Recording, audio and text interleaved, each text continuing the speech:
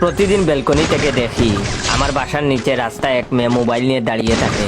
আমাকে দেখলেই মুস্কি একটা হাসি দেয়। মেয়েটা দেখতে খুব সুন্দর, মনে হয় আমার প্রেমে পড়েছে। তাই প্রতিদিন হয়তো দেখতে আসে। যাই একটু আয়নার সামনে যাই, চুল আঁচড়ে আসি। নিজের চেহারা পুরা শাহরুখ খানের মতো লাগছে। এতদিন পর কোনো মেয়ে এই অবাগার দিকে তাকাইছে। ইস, লজ্জা লাগছে। এভাবে কয়েকদিন কেটে গেল। মেয়েটা প্রতিদিন মোবাইল নিয়ে দাঁড়িয়ে থাকে, হয়তো আমার পিক তুলে। আজ যাই হোক, কথা বলে দেখি, যদি কপালে থাকে তো হাম উসকো শাদি করুঙ্গি। তো আমি বাসার নিচে গিয়ে মেয়েটিকে বললাম, এই হ্যালো, তোমার নাম কি? তখন সে বলল পিউ। আমি বললাম, ও খুব সুন্দর নাম। সে বলল ধন্যবাদ। তখন আমি বললাম, আচ্ছা তুমি এখানে মোবাইল নিয়ে দাঁড়িয়ে থাকো কেন? তখন সে বলল, আসলে ভাইয়া কি করে যে বলি।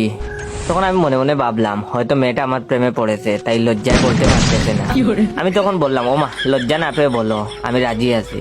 তখন মেয়েটি বলল, আসলে আমি এখানে মোবাইল নিয়ে পাশের বাসার ওয়াইফাই চালাই আমার বয়ফ্রেন্ডের সাথে কথা বলার জন্য। এটা শোনার পর দিল টুট দিয়া নারে নারে গানের রিংটোন যেন কানে বাজতে লাগলো। নিস্তব্ধতার সহিত ভিতরে গেলাম। এমন বাস আগে কখনো খাইনি। আজ সকালে চুল কাটার পরে বাসায় ফিরতেছি, হঠাৎ কোন হারামি যেন একটা ধাক্কা মারলো। সোজা গিয়ে একটা মেয়ের উপর পড়লাম। মেয়েটা বলল, এই যে চোখে দেখতে পারেন না? আমি বললাম, আপাতত আপনাকে ছাড়া কিছুই দেখতে পাচ্ছি না। মেয়েটা বলল, ফাজলামি করেন? আমি বললাম, আপনি আমার বউ না বেআইন লাগেন যে আপনার সাথে ফাজলামি করব? মেয়েটা বলল, স্টুপিড একটা। আমি বললাম, আমার মাও তাই বলে। মেয়েটা বলল, অমন হা করে কি দেখছেন?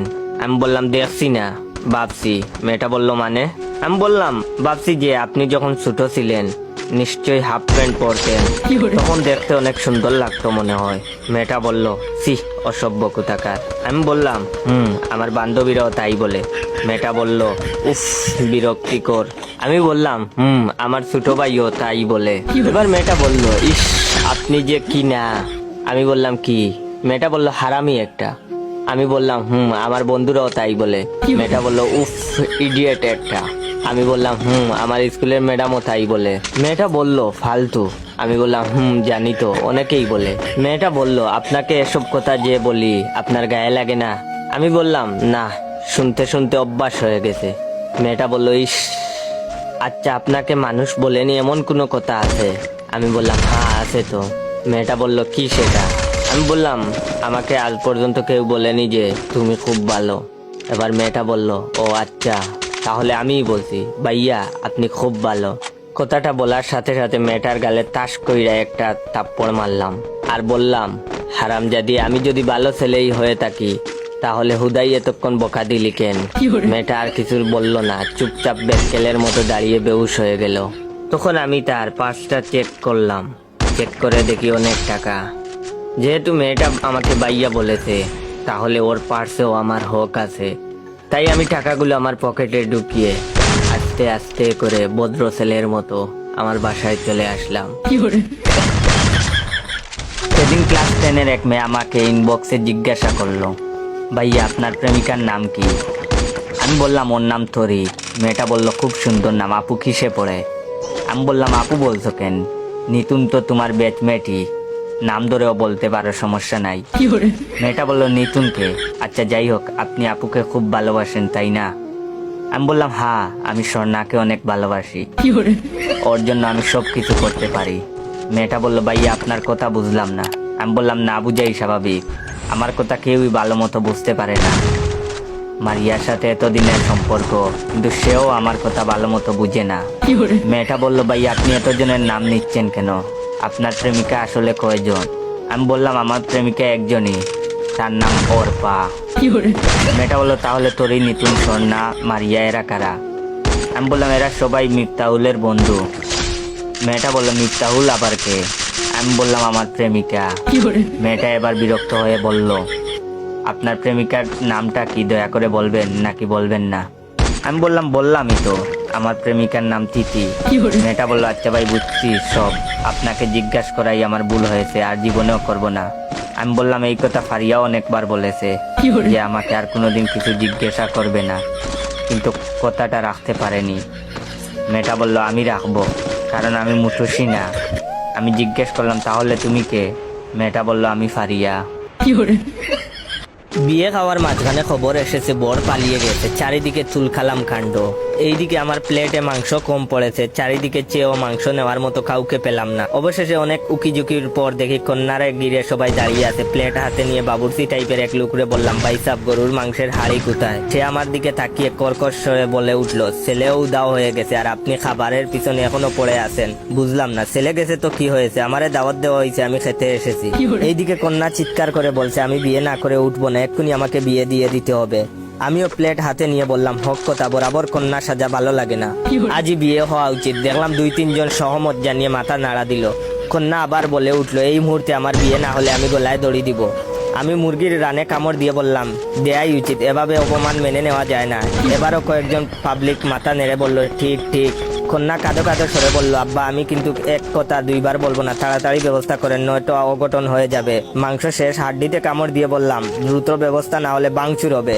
এবার সবাই মিলে আমার দিকে ঘুরে তাকালো। কন্যার বাপ আমার হাত ধরে বলল করো কি? আমি বললাম কিছু করি না। মাংসের হাড়িটা কোথায় বলতে পারবে? সে টাইট করে হাত চেপে বলল টাকা 2 লাখ দিব, ব্যবসা করবা আর এক্ষুনি আমার মেয়েকে বিয়ে করবা। আশেপাশের সবাই বলল ঠিক ঠিক, বিয়ে করা উচিত, সহমত।